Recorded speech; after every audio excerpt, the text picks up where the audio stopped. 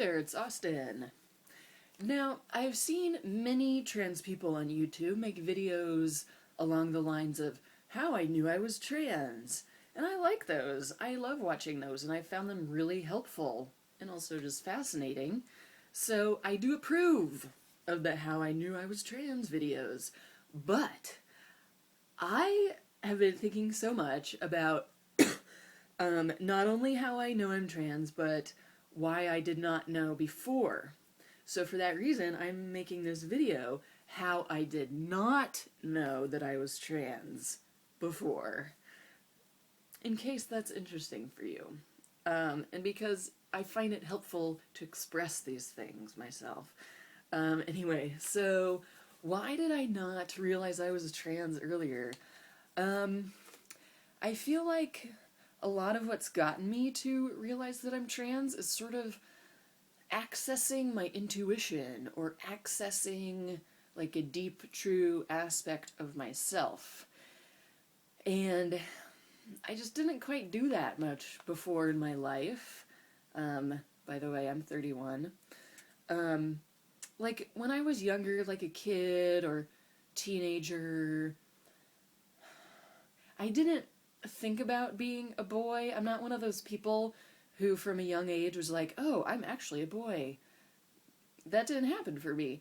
And I think my deal was partly that, like, I thought of myself and went about my life according to basically the labels that were assigned to me and what other people called me.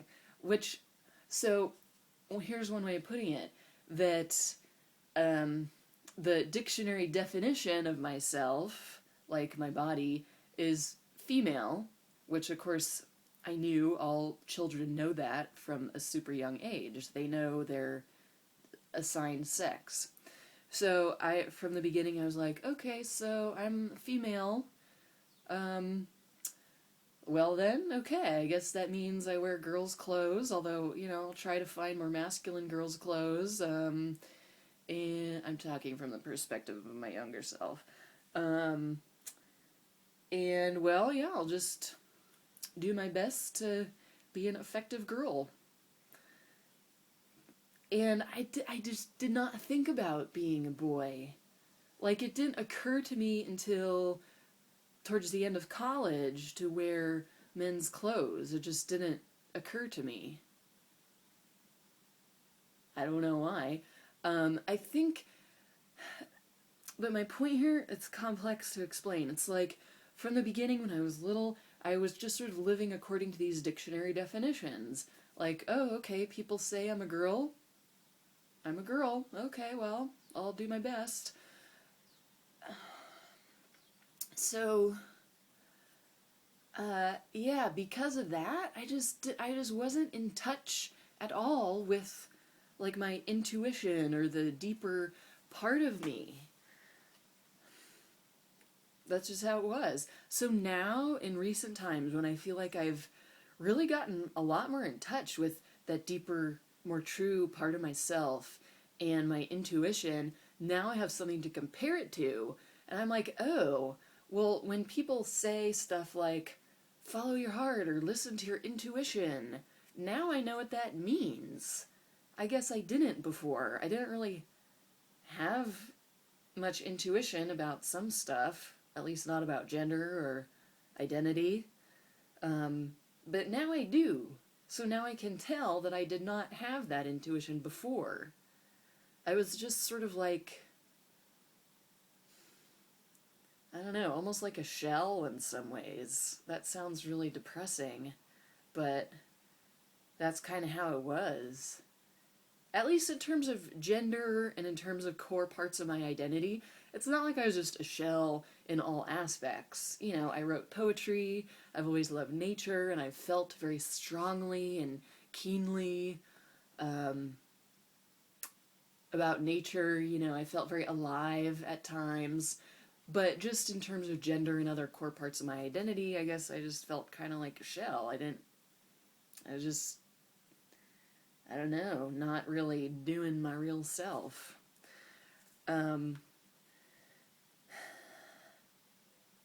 So anyway, that's a super cool feeling now, to feel like I suddenly have more access to my intuition and to a part of me that feels much more real than what I had access to previously. It's really amazing and energizing and validating. Super exciting. Yeah. But other reasons why I didn't know that I was trans before, um, maybe related to what I was just saying. I didn't rebel. I didn't have a rebellious phase when I was younger, like a teenager. Um, I don't know why. Maybe it's because I just had not yet gotten in touch with the more, like, true, raw part of myself. So, like, why would you want to rebel if you're not even in touch with the deep part of yourself? You're just like, well, yeah, I'm a girl. I'm just trying to be a girl. I'm chilling on the couch in the evening with my mom, doing my homework. Whatever. That's kind of how I was.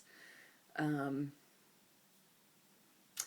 and another thing that I find pretty fascinating myself to think about and reflect on is when I was in high school, I wondered if I was a lesbian because I had never gone out on any dates. I didn't go out on any dates or like do anything romantic or kiss anybody till I was like in college, which is sad, but it's because I wasn't in touch with myself. And in high school, I hadn't realized that I liked girls. So in high school, I was like, am I a lesbian? Is that why I haven't gone on dates with guys? Is that why guys don't ask me out? Um, is that why I don't really, like, there's not any specific guys that I want to go out with? So I would think about that. I was like, am I gay? And I would picture or try to feel what it would be like to be with a girl. And thinking of myself as a girl with a girl didn't it didn't do anything for me at that time. It didn't feel like much of anything. Like when I would envision that, I was like, that doesn't feel satisfying. Like what sounds satisfying to me is, a guy, a strong guy, like with strong shoulders, a tall guy with big shoulders. Like I feel like that's fitting. That's got to be in there somewhere. So I was like, well, I guess I'm not a lesbian. Um, Although, of course, later I realized that the reason why I hadn't been on dates with guys is that I was just not attracted to guys, really, and that I was really attracted to women.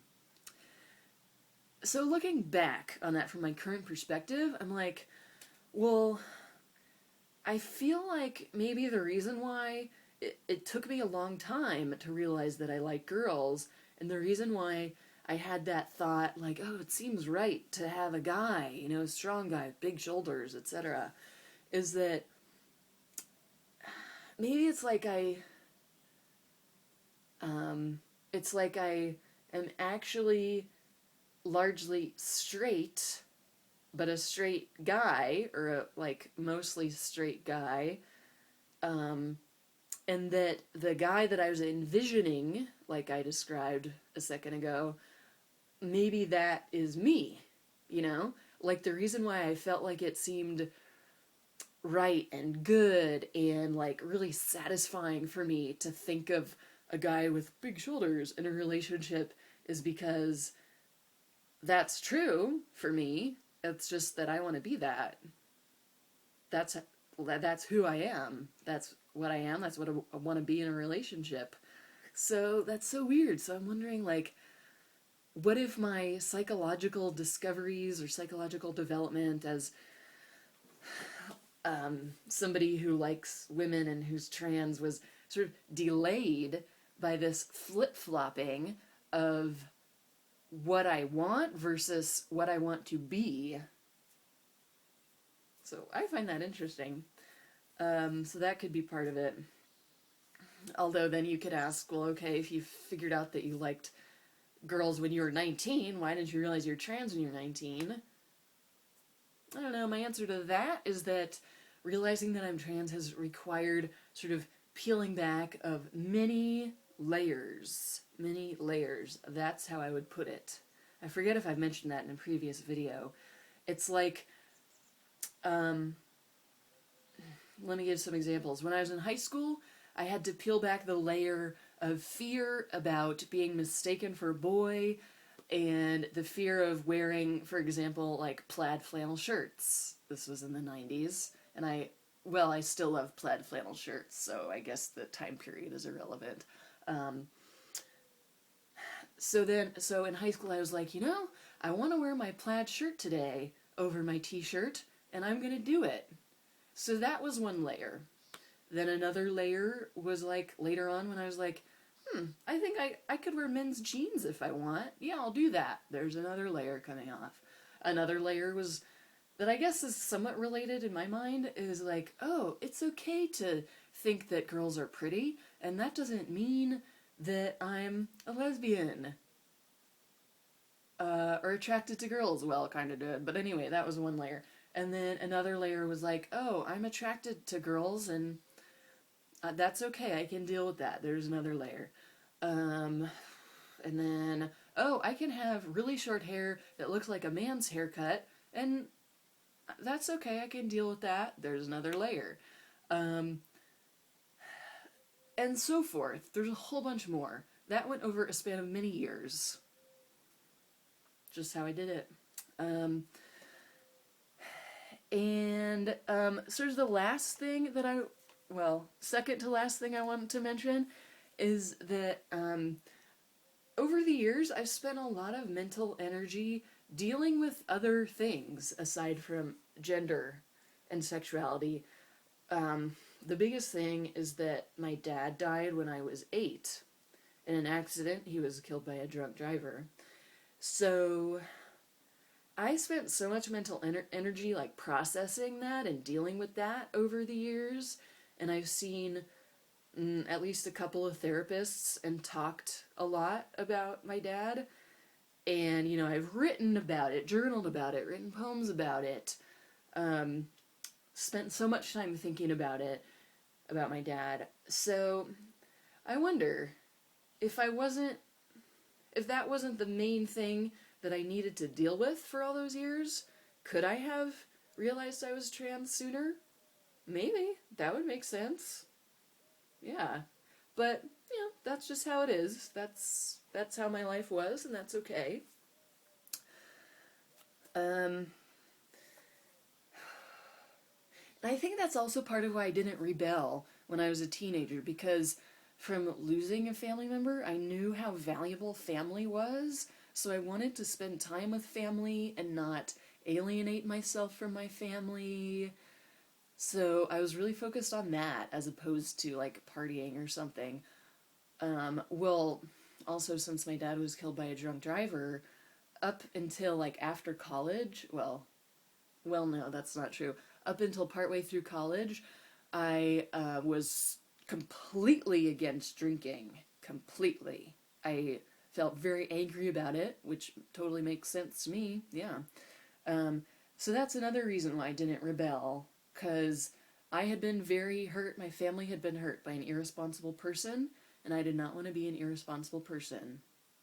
So it took me many years to sort of loosen up and realize that I could enjoy life and be kind of irresponsible without actually risking hurting somebody.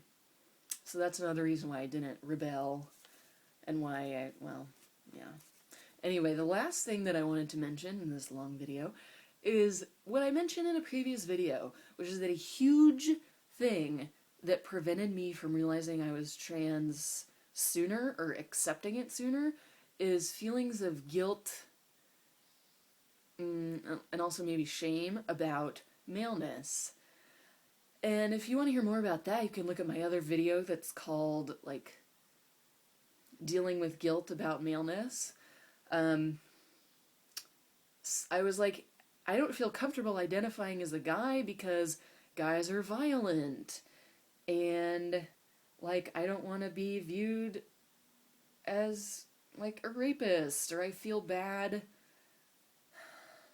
just being in the same gender box as rapists. which I know sounds extreme, but the thing is, this was not an intellectual issue for me so much as just a psychological issue that involved emotions, guilt. So emotions are harder to deal with than intellectual concepts, I think. So it took me a long time to get past that. And what helped was just having other people who would accept me as a guy and who appreciated me as a guy. That's a big thing. So then I could feel this acceptance and appreciation as a guy, which made me feel like, oh yeah, I can be a good guy and a peaceful guy, and I can be appreciated for that, so I don't need to feel guilty about it.